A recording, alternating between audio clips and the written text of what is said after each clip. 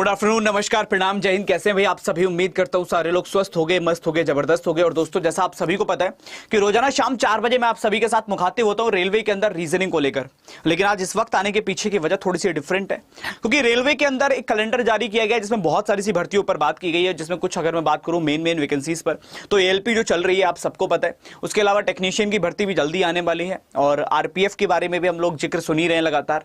उसके अलावा अगर हम बात करें तो आपको देखने को मिलेगी एनटीपीसी के अलावा ग्रुप डी। तो ये काफी सारी सी भर्तियां जो 1 बाय 1 हमें लगातार देखने को मिलने वाली हैं। तो आज इस वक्त आने के पीछे की वजह सिर्फ इतनी है, क्या हम इनकी तैयारी एक साथ कर सकते हैं और करें तो कैसे करें, उन दोनों बिंदुओं पर मैं चर्चा करूंगा। उन दोनों बिंदुओं पर आप सबके साथ में बात करने वाला हूं। तो स्वागत है आप सभी का एक बार फिर से। सभी को प्रणाम, सभी को नमस्कार, सभी को जय हिंद और सभी को राधे राधे। आई होप आप सारे लोग क्लासेस डेली कर ही रहे होगे शाम 4 बजे।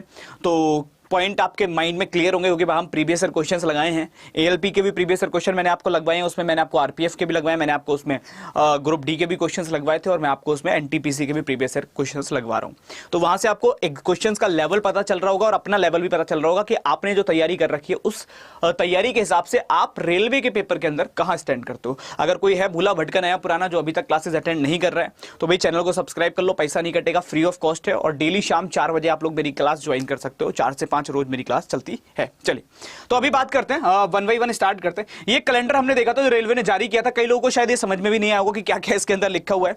मैं आपको बताऊं, ये एएलपी की भर्ती तो हमें पता है जनवरी से मार्च, टेक्नीशियन जो आएगी अप्रैल के अंदर आ जाएगी, जून तक चलने वाली है। उसके अलावा नॉन टेक्निकल, जी देखो एनटीपीसी को कहते हैं, non technical popular categories, that is called NTPC. ठीक है, ये ग्रेजुएट में भी होती है और ये आपकी अंडर ग्रेजुएट मतलब 10वीं और 12वीं पास पर भी होती है।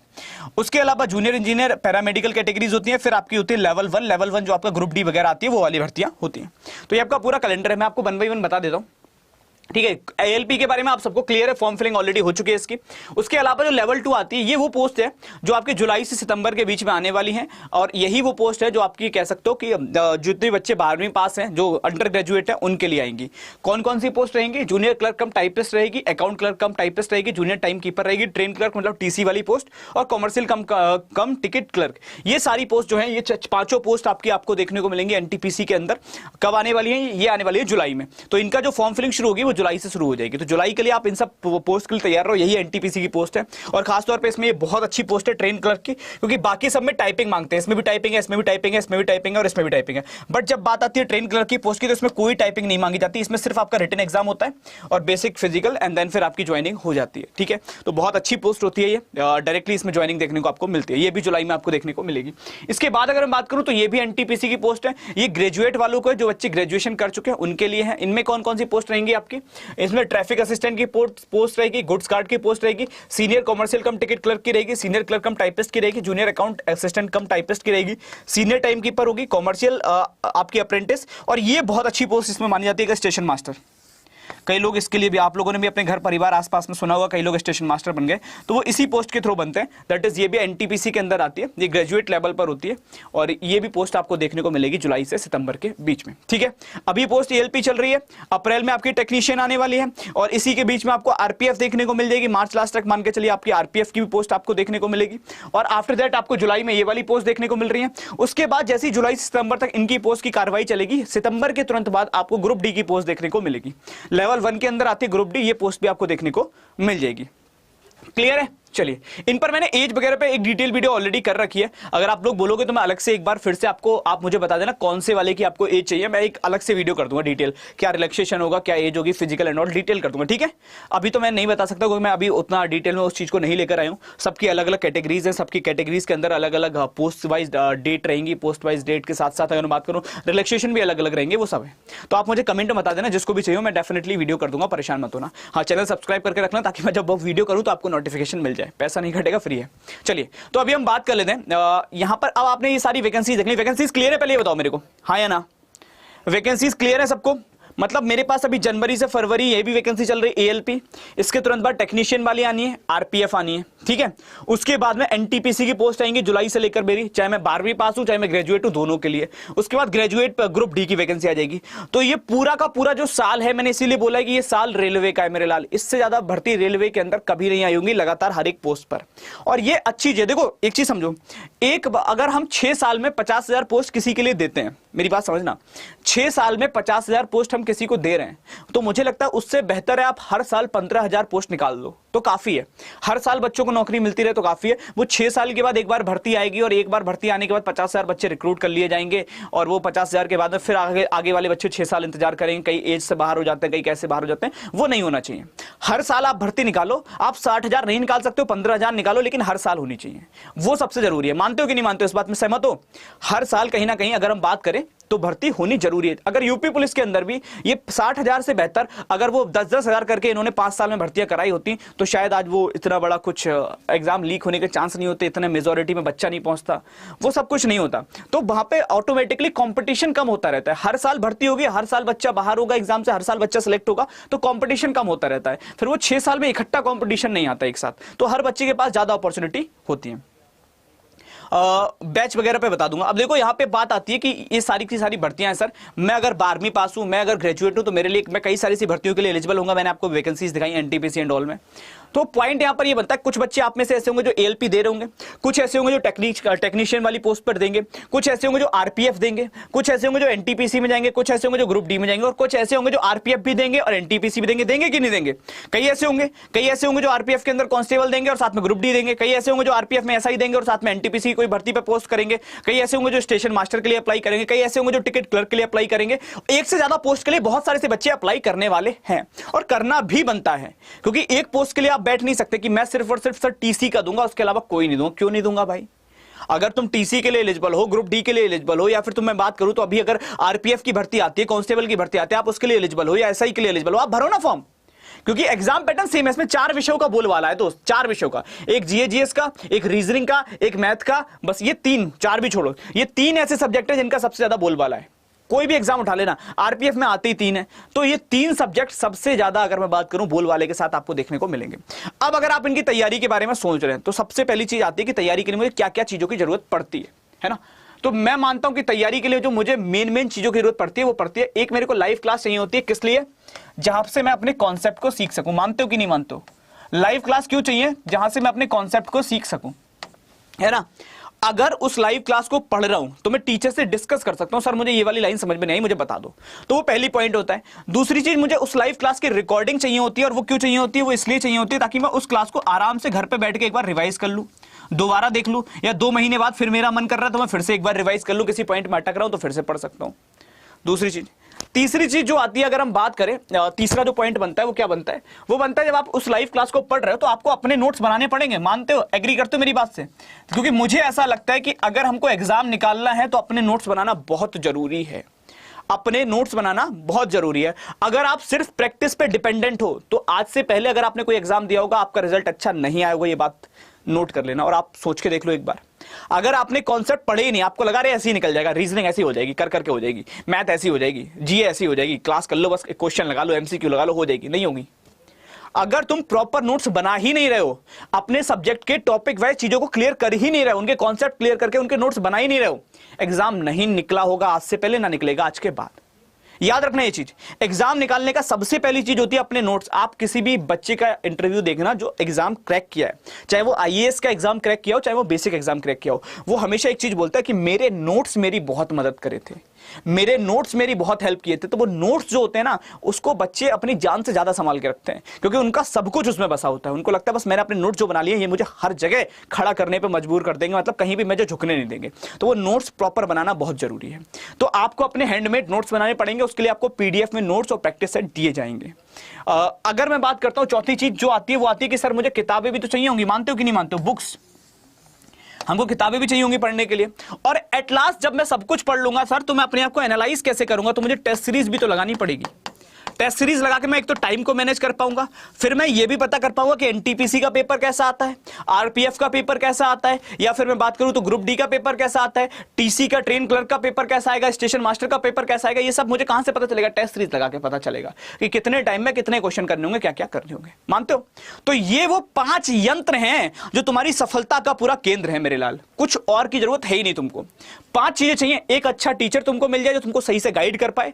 दूसरा, तुम उस टीचर की बातों को दोबारा रिकॉग्नाइज कर पाओ, मतलब दोबारा से पढ़ पाओ, या फिर मैं कहूं तो रिपीट पे देख पाओ, दूसरी चीज। तीसरी चीज, आप अपने नोट्स बना पाओ। चौथी चीज, आप किताबों की मदद ले पाओ जहां से आपको ये पता चले अच्छा किताब में ये चीजें दे रखी, ये लाइनें इंपॉर्टेंट है। और पांचवी चीज, आप टेस्ट सीरीज लगा पाओ। अगर ये 5 चीजें आपने कर दी तो आप सब कुछ कर लोगे। टेक्निकल का फॉर्म कब से चालू होगा? अगर अप्रैल मेरे लाल, अप्रैल से ये सब कुछ क्लियर होंगी। तो देखो एक चीज तो ये, अगर कोई बच्चा ऐसा जिसको सिर्फ प्रैक्टिस करनी है तो रोज शाम 4 बजे मैं यूट्यूब पे फ्री क्लास ले रहा हूं। आप चैनल सब्सक्राइब कर लो, आप मेरी क्लास ज्वाइन कर सकते हो शाम 4 बजे फ्री ऑफ कॉस्ट। लेकिन अगर कोई बच्चा है जिसको एक से ज्यादा एग्जाम देना है तो मैं कहूंगा कोई बैच मत खरीदना, और आज के दिन तो बिल्कुल नहीं, कोई बैच मत खरीदना आज के दिन तो बिल्कुल नहीं। अगर तुम सोच रहे हो कि मुझे सर एक से ज्यादा एग्जाम देने हैं, मुझे आरपीएफ भी देना है सर, मुझे एनटीपीसी भी देना है, एक से ज्यादा एग्जाम के बारे में सोच रखा है, तो कोई बैच मत खरीदो। एक काम कर लो, क्या आप सबको पता है परसों 29 तारीख है, 29 तारीख से तुम्हारा आरपीएफ का कांस्टेबल और एसआई का बैच शुरू हो रहा है। 29 तारीख से ही तुम्हारा, अगर मैं बात करूं एनटीपीसी का सीवीटी 1 और सीवीटी 2 का बैच शुरू हो रहा है।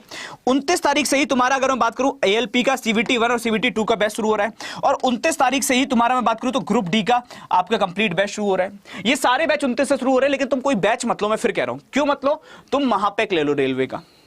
अब उसका रीजन समझना, अभी बता दो एक एक करके रीजन तुमको। रेलवे के महापैक में मिलेगा, पहले तो ये समझ लो, रेलवे के महापैक में आरपीएफ कांस्टेबल एसआई का आने वाले 2 साल तक, ध्यान से सुनना मेरी बात, आने वाले 2 साल तक जितने बैच आएंगे अड्डा के स्टोर पे वो सारे बैच तुम ज्वाइन कर पाओगे फ्री। एनटीपीसी के आने वाले 2 साल तक जितने बैच आएंगे सीवीटी 1 सीवीटी 2 के, वो सारे बैचेस आप एनरोल कर पाओगे फ्री। ये बैच तो मिलेंगे ही, इनके बाद कोई और आएगा, उनके बाद कोई और आएगा, वो सब मिलेंगे।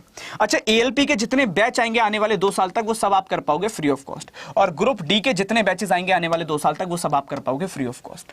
इतना ही नहीं, इसमें आपको 1366 टेस्ट सीरीज मिलेंगी, तो आपकी टेस्ट सीरीज की समस्या खत्म। एएलपी की भी टेस्ट सीरीज होंगी, ग्रुप डी की टेस्ट सीरीज होंगी, आरपीएफ की टेस्ट सीरीज होंगी, टेक्निकल की टेस्ट सीरीज होंगी, एनटीपीसी की टेस्ट सीरीज होंगी, सारी टेस्ट सीरीज है। Topic wise, chapter wise, subject wise, बिल्कुल पूरे हर एक लेवल पे पीवाईक्यू सब कुछ मिलेंगे इसमें। 400 से ऊपर किताबें होंगी ई बुक की फॉर्म में। 400 से ऊपर किताबें मिलेंगी तुमको, टेक्निकल की बुक्स तुम्हारी, नॉन टेक की बुक्स तुम्हारी, टीचर्स वाइज बुक तुम्हारी, अलग अलग पब्लिकेशंस की बुक, सब कुछ मिलेंगी। 400 से ऊपर किताबें और 4000 से ऊपर वीडियोस मिलेंगी। और ये कितने दिन के लिए? 2 साल के लिए। अब समझो मेरी बात को, मैं क्यों बोल रहा हूं आपसे कि महापैक लेना। आप खुद बताना ईमानदारी से, आप कोई भी 2 एग्जाम दे रहे हो। मैं एक एग्जांपल लेता हूं, मान लो आप एनटीपीसी, समझना मेरी बात को, आप एनटीपीसी और आप आरपीएफ का एग्जाम देते हो फॉर एग्जांपल, ठीक है। आरपीएफ में कांस्टेबल ऐसा ही कोई भी, और एक एनटीपीसी, 2 पोस्ट के लिए आपने अप्लाई किया, ज्यादा नहीं, मैंने 2 ही लिए, हो सकता है आप 3 को भी करो, हो सकता है आप 4 को भी करो। मान लेते हैं आपने 2 ही एग्जाम के लिए अप्लाई किया, एनटीपीसी और आरपीएफ के लिए। आप एनटीपीसी के लिए क्लासेस करने गए कहीं भी, और आरपीएफ के लिए आपने क्लासेस की for example, minimum two minimum आपने की, बहुत आपने सोचा, आपने क्वालिटी को हटा दिया, आपने कहा मेरे को क्वालिटी नहीं चाहिए, मेरे को सस्ता चाहिए, मेरे को सबसे सस्ता वाला दिलवा दो, क्वालिटी मत दिलवाओ। तो किसी ने आपको 500 रुपए के हिसाब से बेच दिया, मान लो आपने 500 रुपए के हिसाब से ऑफलाइन ऑनलाइन क्लास करी, 2 बैच लोगे 1000 रुपए, ठीक है। उसके बाद आपको लगा कि सर रिकॉर्डेड क्लास का तो ऑप्शन ही खत्म हो जाएगा उसमें 1000 रुपए में। अच्छा, फिर आपको किताबें खरीदनी है, आपने दोनों की किताबें खरीदी, 500 रुपए के आसपास एक की एग्जाम की किताब मिलेगी, 2 की किताबें लगा के 1000 रुपए की आपने किताब खरीद ली। प्रैक्टिस सेट अगर आपको लेने पड़ गए तो 300 से 400 रुपए आप प्रैक्टिस सेट के लिए खत्म करोगे, 300 ही लिख देता हूं मैं। टेस्ट सीरीज एट लास्ट लगाते हो तो 300 रुपए का पास, 300 रुपए की कोई ना कोई टेस्ट पैक आप खरीदोगे टेस्ट सीरीज लगाने के लिए। आप मिनिमम टू मिनिमम एक ही बैच करोगे, सिर्फ एक सिंगल बैच, उसके अलावा कोई और बैच मिलेगा नहीं 500 रुपए में। एक सिंगल बैच कर पाओगे, उसमें भी क्वालिटी की कोई गारंटी नहीं होगी।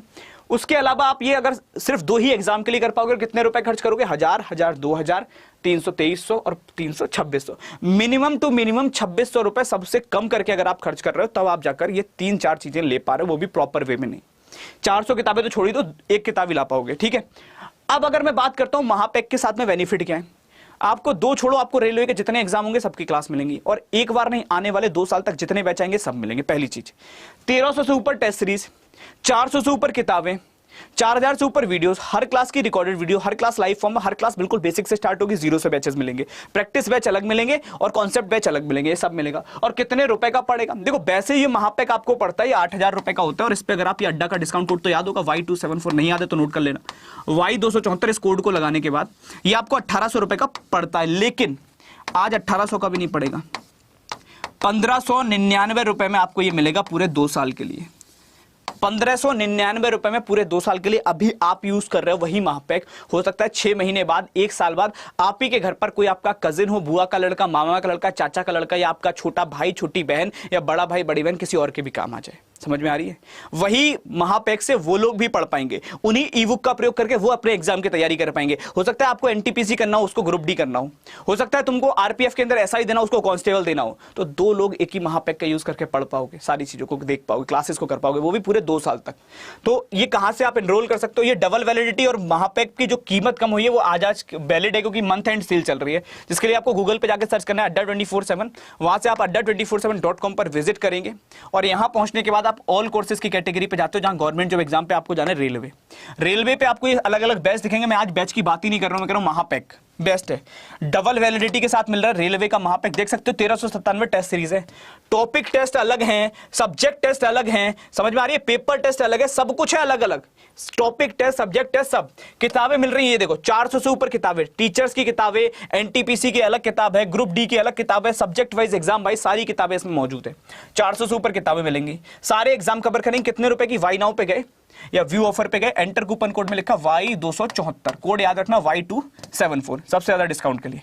अप्लाई पर क्लिक किया, कितने का रह गया? 1599 का। कंटिन्यू करूंगा, यहां नाम डालूंगा, mobile number, email ID, continue करके बैच को एनरोल कर लूंगा। तो ये सिंपल सी प्रोसेस है, आप लोग जाकर इजीली एनरोल कर सकते हैं अपने बैचेस को, अगर आपको करना है तो। ये कोड है Y274, नोट कर लेना, बिना किसी गैप के आपको ये लगाना है और बैच को एनरोल कर लेना है। ठीक है, चलिए तो अभी के लिए इतना ही रखते हैं, बाकी मिलेंगे शाम 4 बजे। एक रेलवे का आज एक और PYQ का सेट में लेकर आ रहा हूं आप सभी के लिए। तब तक के लिए बहुत बहुत धन्यवाद। Thank you so much everyone. जय हिंद सभी को, love you all the very best. ठीक है, चलिए, थैंक यू सो मच।